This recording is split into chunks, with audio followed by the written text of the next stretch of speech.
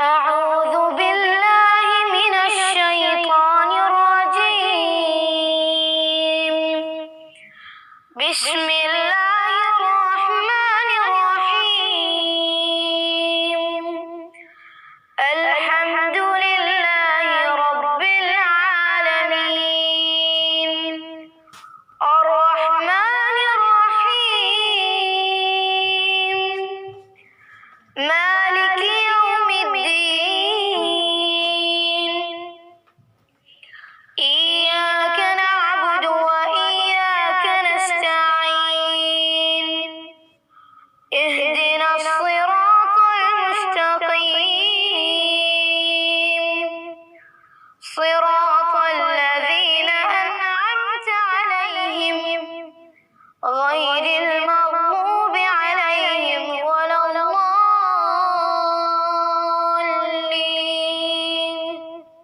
آمين.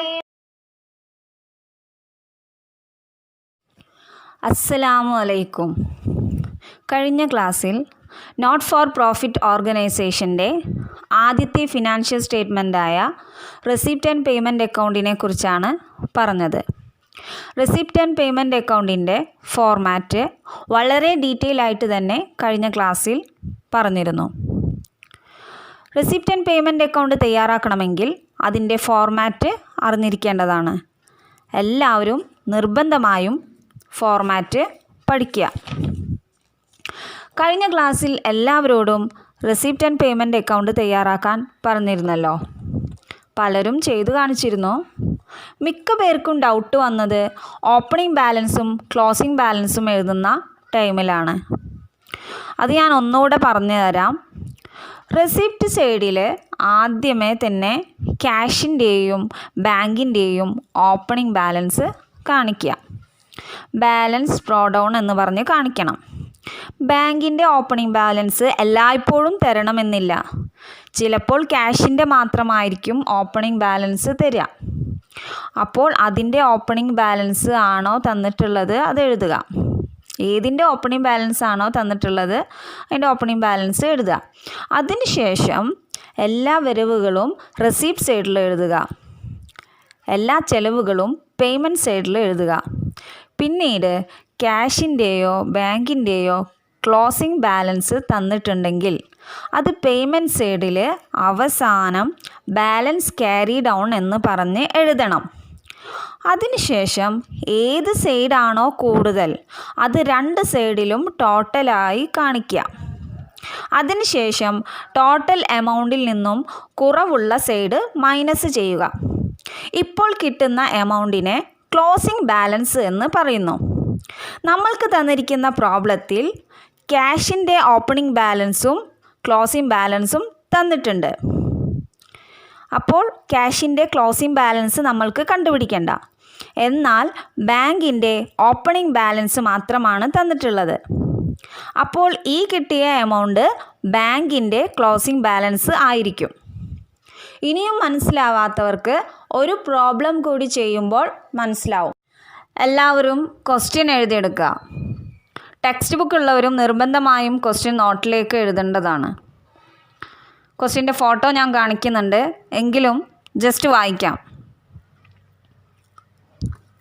From the following information of Jubilee Arts Club given below, prepare the receipts and payments account for the year ended 31st December 2012 and balance it. Cash balance on 1st January 2012 3,500. Entrance fees 6,000. General expenses 2,800. Legacy 3,500. Donations specific 5,000. Salaries 4,000. Furniture 14,000.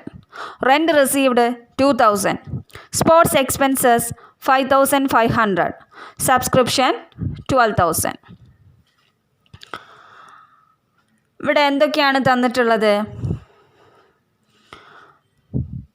നിങ്ങൾ ആദ്യം എന്താണ് ചെയ്യുക? Receipt and payment അക്കൗണ്ടിൽ ആദ്യം തന്നെ opening balance കാണിക്കണം. അപ്പോൾ opening balance ഏതാണെന്ന് നോക്കാം. ഏതിൻ്റെ ഒക്കെ ഓപ്പണിംഗ് ബാലൻസ് തന്നിട്ടുണ്ട്? ക്യാഷിൻ്റെ ഓപ്പണിംഗ് ബാലൻസ് തന്നിട്ടുണ്ട്. ഇവിടെ ബാങ്കിൻ്റെ ഓപ്പണിംഗ് ബാലൻസ് തന്നിട്ടുണ്ടോ? ഇല്ല. അപ്പോൾ ബാങ്കിൻ്റെ ക്ലോസിംഗ് ബാലൻസ് നമ്മൾ കണ്ടുപിടിക്കേണ്ടതില്ല. ഇവിടെ ക്യാഷിൻ്റെ ഓപ്പണിംഗ് ബാലൻസ് തന്നിട്ടുണ്ട്, എന്നാൽ ക്ലോസിംഗ് ബാലൻസ് ഒന്നും തന്നിട്ടില്ല. അപ്പോൾ നമ്മൾ കണ്ടുപിടിക്കുന്ന ബാലൻസിങ് ഫിഗർ ക്യാഷിൻ്റെ ക്ലോസിംഗ് ബാലൻസ് ആയിരിക്കും. ഓക്കെ. ഇനി നിങ്ങൾ ഏതൊക്കെയാണ് ഇതിൽ റെസീപ്റ്റ്സ്, ഏതൊക്കെയാണ് പേയ്മെൻറ്റ്സ് എന്ന് കണ്ടുപിടിക്കുക. ഓരോന്ന് നോക്കാം. എൻട്രൻസ് ഫീ എന്താ? സ്ഥാപനത്തിന് കിട്ടുന്ന ഒരു റെസീപ്റ്റാണ് അല്ലേ? ജനറൽ എക്സ്പെൻസ്, അത് വായിക്കുമ്പോൾ തന്നെ അറിയാം സ്ഥാപനത്തിന് വന്ന എക്സ്പെൻസ് ആണ്. സോ അത് പേയ്മെൻറ്റ് സൈഡിൽ കാണിക്കുക. ലെഗസി എന്ന് പറഞ്ഞാൽ എന്താണ്? മരണസമയത്ത് ഒരാൾ സ്ഥാപനത്തിന് കൊടുക്കുന്ന ക്യാഷ് അല്ലേ? അതൊക്കെ മറന്നു പോയിട്ടുണ്ടാവും. അപ്പോൾ ഞാൻ ഈ ടേമുകളെക്കുറിച്ച് പറയുന്ന വീഡിയോ ഒന്നുകൂടെ കാണാം. ലെഗസി സ്ഥാപനത്തിന് കിട്ടുന്ന റെസീപ്റ്റാണ്. ഡൊണേഷൻസ് സ്ഥാപനത്തിന് കിട്ടുന്ന റെസീപ്റ്റാണ്. സാലറീസ് എന്ന് പറഞ്ഞാൽ എന്താണ്? സ്ഥാപനത്തിന് വന്ന എക്സ്പെൻസാണ്. അപ്പോൾ അത് പേയ്മെൻറ്റ് സൈഡിൽ കാണിക്കുക. ഫർണിച്ചർ വാങ്ങിക്കാൻ വേണ്ടി സ്ഥാപനത്തിന് ക്യാഷ് ചിലവായി, അത് പേയ്മെൻറ്റ് സൈഡിൽ കാണിക്കണം. റെൻറ്റ് റിസീവ്ഡ്, അത് സ്ഥാപനത്തിന് കിട്ടുന്ന ഇൻകം ആണ്, അത് റെസീപ്റ്റ് സൈഡിൽ കാണിക്കുക. സ്പോർട്സ് എക്സ്പെൻസ്, അത് സ്ഥാപനത്തിന് വന്ന എക്സ്പെൻസ് ആണ്, അത് പേയ്മെൻറ്റ് സൈഡിൽ കാണിക്കണം.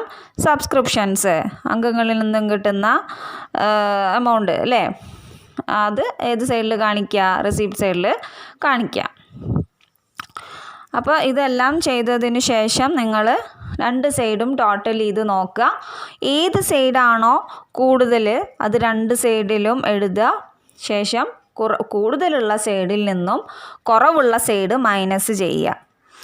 ഇപ്പോൾ കിട്ടുന്ന എമൗണ്ടാണ് ക്ലോസിംഗ് ബാലൻസ്. ഏതിൻ്റെ ക്ലോസിംഗ് ബാലൻസ്? ക്യാഷ് ഇൻ ഹാൻഡിൻ്റെ ക്ലോസിംഗ് ബാലൻസ്. അപ്പോൾ ബാലൻസ് ക്യാരി ഡൗൺ എന്ന് പറഞ്ഞിട്ട് ആ എമൗണ്ട് എഴുതുക. ഇനി നമ്മൾക്ക് അടുത്ത ടോപ്പിക്കിലേക്ക് കടക്കാം. നോട്ട് ഫോർ പ്രോഫിറ്റ് ഓർഗനൈസേഷൻ്റെ രണ്ടാമത്തെ ഫിനാൻഷ്യൽ സ്റ്റേറ്റ്മെൻറ്റായ ഇൻകം ആൻഡ് എക്സ്പെൻഡിച്ചറിനെ കുറിച്ചാണ് പറയാൻ പോകുന്നത്. What is income and expenditure account? An income and expenditure account is a nominal account prepared by not-for-profit organizations to ascertain the surplus or deficit by entering items of revenue nature of a particular accounting period. ഇവിടെ എന്താണ് പറയുന്നത്? ഒരു income and expenditure account എന്ന് പറഞ്ഞാൽ അതൊരു nominal അക്കൗണ്ടാണ്. ഒരു accounting പീരീഡിൽ revenue സ്വഭാവമുള്ള ഐറ്റത്തിനെ മാത്രം ഉൾക്കൊള്ളിച്ച് തയ്യാറാക്കുന്ന ഒരു അക്കൗണ്ടാണ് ഈ ഇൻകം ആൻഡ് എക്സ്പെൻഡിച്ചർ അക്കൗണ്ട്. ഒരു അക്കൗണ്ടിങ് പീരീഡിൽ ഒരു സ്ഥാപനത്തിന് സർപ്ലസ് ആണോ ഡെഫിസിറ്റ് ആണോ എന്നറിയാൻ വേണ്ടിയിട്ട് ഒരു നോട്ട് ഫോർ പ്രോഫിറ്റ് ഓർഗനൈസേഷൻ തയ്യാറാക്കുന്ന അക്കൗണ്ടാണ് ഇൻകം ആൻഡ് എക്സ്പെൻഡിച്ചർ അക്കൗണ്ട്. അടുത്തതായി ഇൻകം ആൻഡ് എക്സ്പെൻഡിച്ചർ അക്കൗണ്ടിൻ്റെ ഫീച്ചേഴ്സ് എന്താണെന്ന് നോക്കാം. First point is it has no opening balance. ഒരു ഇൻകം ആൻഡ് എക്സ്പെൻഡിച്ചർ തയ്യാറാക്കുമ്പോൾ അതിൽ ഓപ്പണിംഗ് ബാലൻസ് എഴുതേണ്ടതില്ല.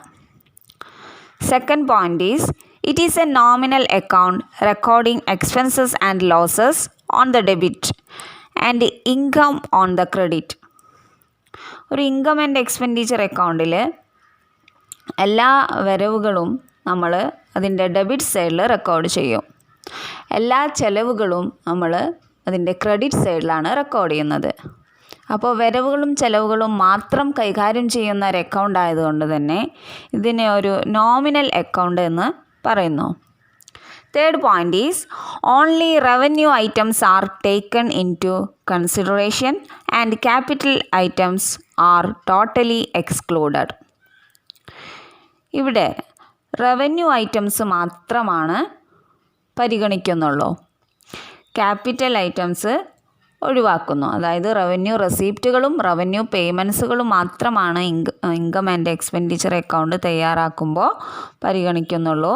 ക്യാപിറ്റൽ റെസീപ്റ്റുകളും ക്യാപിറ്റൽ പേയ്മെൻറ്റുകളും ഇവിടെ ഒഴിവാക്കുന്നു. Fourth point is in this account income and expenditure of the current year is taken into consideration and provision is made for all outstanding expenses, accrued incomes, depreciation, doubtful debts, etc. Income and expenditure account തയ്യാറാക്കുമ്പോൾ current ഇയറിലെ കാര്യങ്ങൾ മാത്രമേ പരിഗണിക്കുന്നുള്ളൂ. ഇവിടെ past ഇയറിലെയോ ഫ്യൂച്ചറിലെയോ കാര്യങ്ങൾ എടുക്കുന്നില്ല. മാത്രമല്ല outstanding expense, accrued income, depreciation പോലെയുള്ള എല്ലാവിധ അഡ്ജസ്റ്റ്മെൻറ്റുകളും ഇവിടെ പരിഗണിക്കുന്നു. Fifth point is the closing balance of this account shows either a surplus or a deficit. ഇവിടെ ക്ലോസിംഗ് ബാലൻസ് ആയിട്ടല്ല എഴുതുക. ഇവിടെ ഇൻകം ആണ് എക്സ്പെൻസിനേക്കാളും കൂടുതലെങ്കിൽ അതിനെ സർപ്ലസ് എന്ന് പറഞ്ഞ് കാണിക്കും. അതല്ല ഇൻകത്തിനേക്കാളും കൂടുതലാണ് എക്സ്പെൻസ് വന്നതെങ്കിൽ അതിനെ ഡെഫിസിറ്റ് എന്ന് പറഞ്ഞ് കാണിക്കും. Then last point is it records revenue items only and for personal and real accounts. A balance sheet must be prepared along with this account. ഇതിൽ ഇൻകം ആൻഡ് എക്സ്പെൻഡിച്ചർ അക്കൗണ്ടിൽ റവന്യൂ ഐറ്റംസ് മാത്രമേ കാണിക്കുന്നുള്ളൂ. Capital റെസിപ്റ്റുകളും capital പേയ്മെൻറ്റ്സുകളും കാണിക്കുന്നത് real അക്കൗണ്ടിലാണ്. അപ്പോൾ ഈ real അക്കൗണ്ടിൽ നിന്നും തീർച്ചയായും ഒരു ബാലൻസ് ഷീറ്റ് തയ്യാറാക്കണം. അടുത്തതായി ഇൻകം ആൻഡ് എക്സ്പെൻഡിച്ചർ അക്കൗണ്ട് തയ്യാറാക്കുമ്പോഴുള്ള സ്റ്റെപ്സുകളെ കുറിച്ചാണ് പറയുന്നത്. എന്തൊക്കെ കാര്യങ്ങളാണ് ശ്രദ്ധിക്കേണ്ടത്? First point is omit the opening and closing cash and bank balances. ഒരു ഇൻകം ആൻഡ് എക്സ്പെൻഡിച്ചർ അക്കൗണ്ട് തയ്യാറാക്കുമ്പോൾ തന്നിരിക്കുന്ന ക്യാഷിൻ്റെയും ബാങ്കിൻ്റെയും ഓപ്പണിംഗ് ബാലൻസും ക്ലോസിംഗ് ബാലൻസും ഒഴിവാക്കണം. Then second point is take only revenue items of income and expenditure or leave all those items which are of capital nature. Income and expenditure account തയ്യാറാക്കുമ്പോൾ revenue items മാത്രമേ പരിഗണിക്കുന്നുള്ളൂ. റവന്യൂ റെസിപ്റ്റുകളും revenue പേയ്മെൻറ്റ്സുകളും മാത്രമേ ഇവിടെ എടുക്കുന്നുള്ളൂ. Leave all those items which are of capital nature. Capital റെസിപ്റ്റുകളും capital പേയ്മെൻറ്റ്സുകളും എടുക്കേണ്ടതില്ല. Third point is take only revenue items for the current period and exclude items relating to the preceding or succeeding periods. ഇനി revenue items മാത്രമേ എടുക്കുന്നുള്ളൂ എന്ന് പറഞ്ഞു. പക്ഷെ അത് എടുക്കേണ്ടത് കറണ്ട് പീരീഡിലെയാണ് അല്ലെങ്കിൽ പ്രസൻറ്റ് പീരീഡിലെയാണ്. പാസ്റ്റിലെയും ഫ്യൂച്ചറിലെയും ഐറ്റംസ് ഒഴിവാക്കണം. Fourth point is make adjustments for accrued incomes, outstanding expenses, income received in advance and prepaid expenses. അപ്പോൾ ഈ നമ്മൾ കൊടുക്കാനുള്ള എക്സ്പെൻസുകൾ, നമുക്ക് മുൻകൂട്ടി കിട്ടിയിട്ടുള്ള ഇൻകംസ്, അങ്ങനെയുള്ള കാര്യങ്ങളിലെല്ലാം തന്നെ അഡ്ജസ്റ്റ്മെൻറ്റുകൾ നടത്തണം. Fifth point is make provision for bad debts, depreciation, etc. Income and expenditure account തയ്യാറാക്കുമ്പോൾ ഡിപ്രീസിയേഷനും ബാഡ് ഡെബ്റ്റ്സിനും എല്ലാവിധ പ്രൊവിഷൻസും നമ്മൾ കാണിക്കണം. ഇപ്പോൾ ഡിപ്രീസിയേഷൻ ഇത്ര % ഡിപ്രീസിയേഷൻ കാണിക്കണം എന്നൊക്കെ പറഞ്ഞു തരില്ലേ. അപ്പം അങ്ങനെയുള്ള എല്ലാവിധ അഡ്ജസ്റ്റ്മെൻറ്റുകളും ഇൻകം ആൻഡ് എക്സ്പെൻഡിച്ചർ അക്കൗണ്ടിൽ കാണിക്കേണ്ടതാണ്. അപ്പം ഇത്രയും കാര്യങ്ങൾ ശ്രദ്ധിക്കുക. അടുത്തതായി എങ്ങനെയാണ് ഒരു ഇൻകം ആൻഡ് എക്സ്പെൻഡിച്ചർ അക്കൗണ്ട് തയ്യാറാക്കുക എന്ന് നോക്കാം.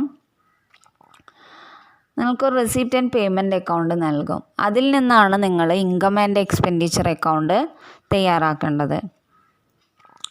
അപ്പോൾ ഇതിൽ റെസിപ്റ്റ് ആൻഡ് പേയ്മെൻറ്റ് അക്കൗണ്ടിൽ നിങ്ങൾക്ക് റവന്യൂ റെസിപ്റ്റും റവന്യൂ ക്യാപിറ്റൽ റെസിപ്റ്റും ഉണ്ടാവും.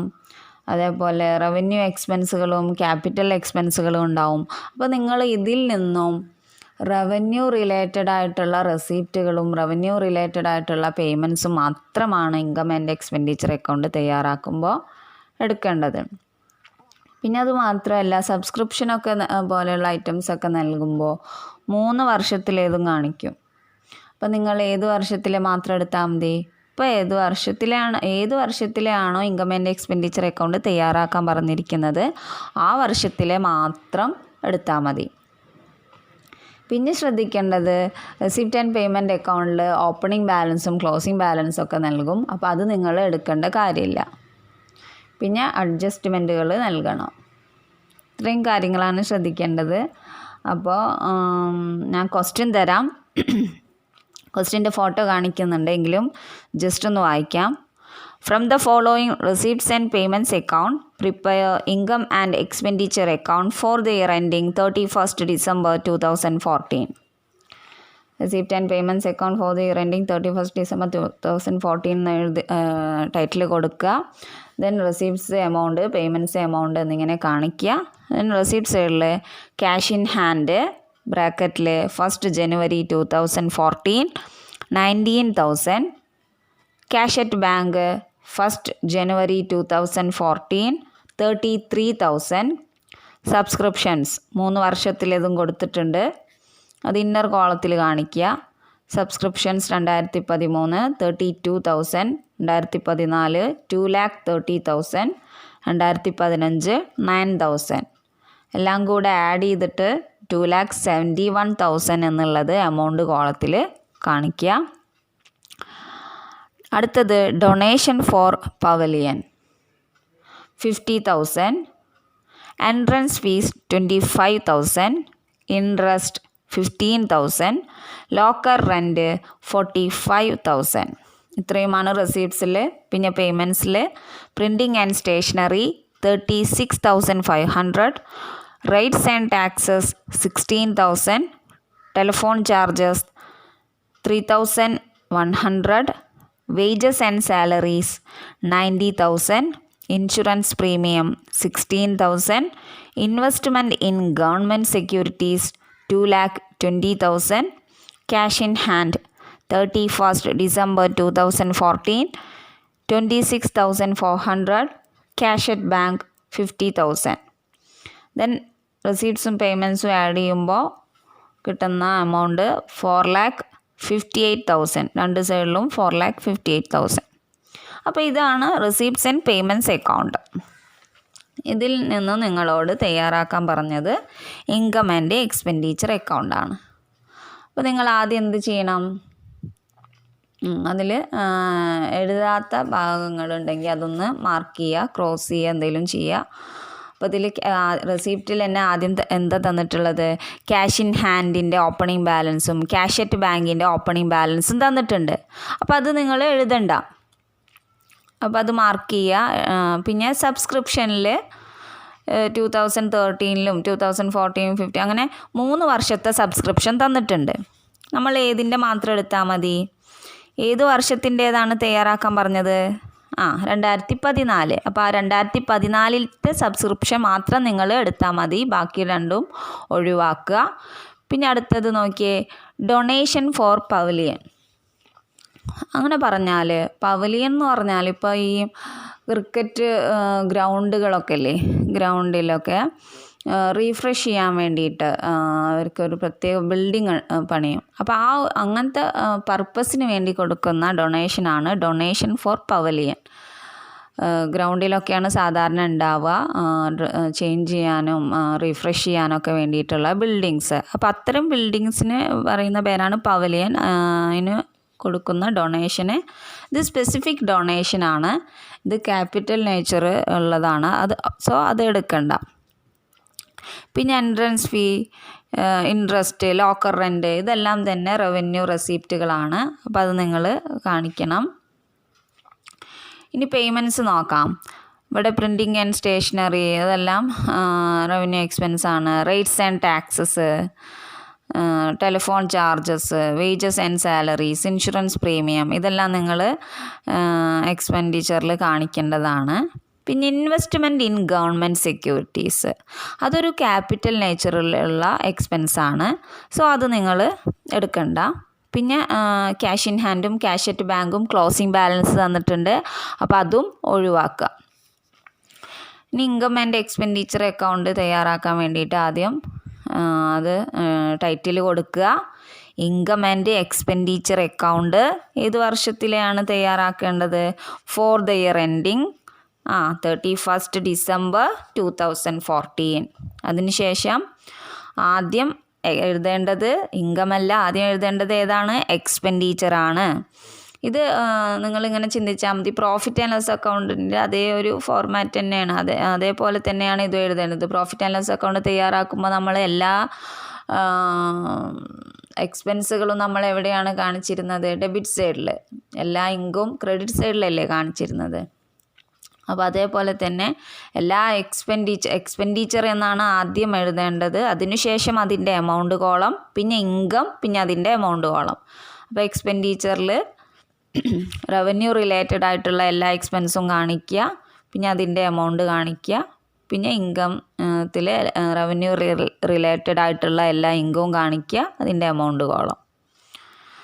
അപ്പോൾ നിങ്ങൾക്ക് എക്സ്പെൻസ് ആണ് കൂടുതൽ കിട്ടുന്നതെങ്കിൽ അങ്ങനെ കിട്ടുന്ന എമൗണ്ടിനെ ഡെഫിസിറ്റ് എന്നാണ് പറയുക. അതല്ല, എക്സ്പെൻസിനേക്കാളും കൂടുതൽ ആണ് ഇൻകം കിട്ടുന്നതെങ്കിൽ അതിനെ സർപ്ലസ് എന്ന് പറഞ്ഞിട്ട് കാണിക്കും. അപ്പോൾ ഇത് എല്ലാവരും ചെയ്യാൻ ശ്രമിക്കുക. ഇപ്പോൾ റെസീപ്റ്റ്സ് ആൻഡ് പേയ്മെൻറ്റ്സ് അക്കൗണ്ട് എന്താണെന്നും ഇൻകം ആൻഡ് എക്സ്പെൻഡിച്ചർ അക്കൗണ്ട് എന്താണെന്നും മനസ്സിലായിട്ടുണ്ടാവുമല്ലോ. ഇനി ഈ പാഠഭാഗത്തിൽ നിന്നും പ്രതീക്ഷിക്കാവുന്ന ചില വൺ വേർഡ് ക്വസ്റ്റ്യനുകൾ ഞാൻ തരാം. നിങ്ങളത് നന്നായി പഠിക്കുക, നോട്ടിൽ എഴുതി വയ്ക്കുക. First one, the receipt and payment account is called dash. Answer real account.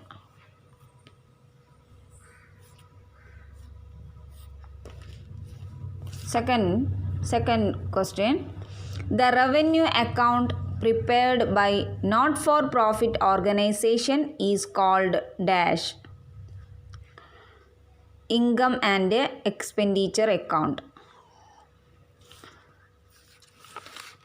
Third question, income and expenditure account is prepared in order to ascertain dash.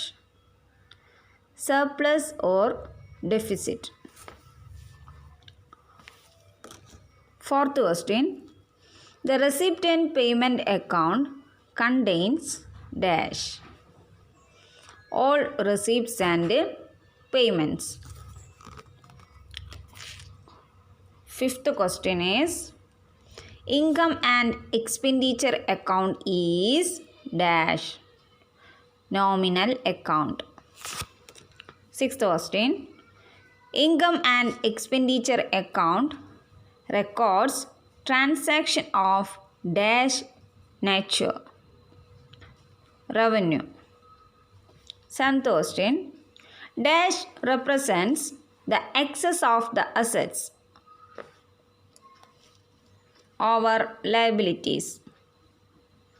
Answer, capital fund. Eighth question, the excess of income over expenditure is called dash. Answer, surplus. Ninth question, specific donation is a dash receipt. Capital. Last question, receipt and payment account is maintained under the dash system of accounting. Answer, cash. ഇന്നത്തെ class wind up ചെയ്യാൻ സമയമായി. എന്തൊക്കെയാണ് നമ്മൾ ഇന്നത്തെ ക്ലാസ്സിൽ ചർച്ച ചെയ്തത്? ആദ്യം തന്നെ ഇൻകം ആൻഡ് എക്സ്പെൻഡിച്ചർ അക്കൗണ്ട് എന്താണെന്ന് പറഞ്ഞു, അല്ലേ? എന്താണ് ഇൻകം ആൻഡ് എക്സ്പെൻഡിച്ചർ അക്കൗണ്ട് എന്ന് പറഞ്ഞാൽ?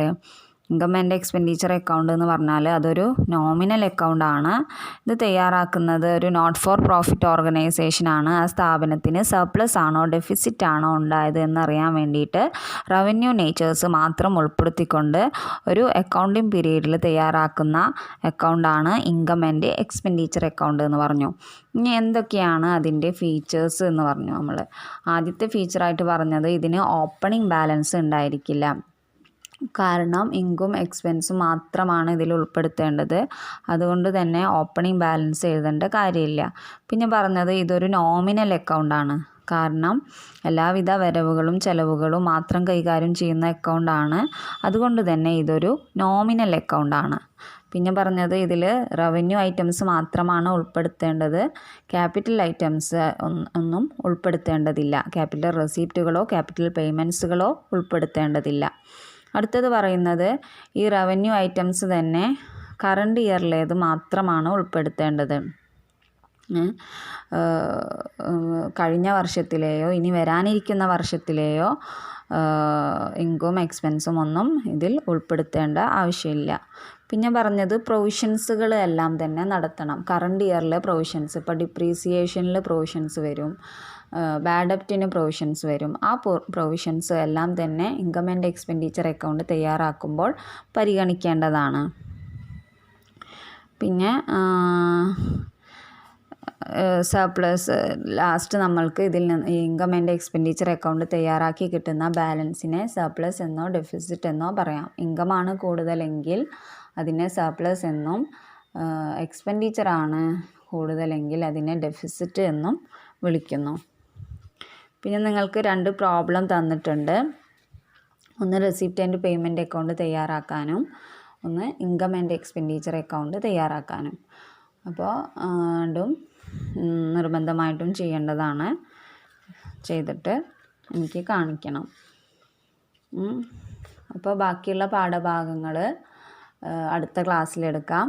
ഇതുവരെയുള്ള കാര്യങ്ങൾ നന്നായി പഠിക്കുക. ഞാൻ തന്നിട്ടുള്ള 10 1 വേർഡ് ക്വസ്റ്റ്യൻസ് നന്നായി പഠിക്കണം.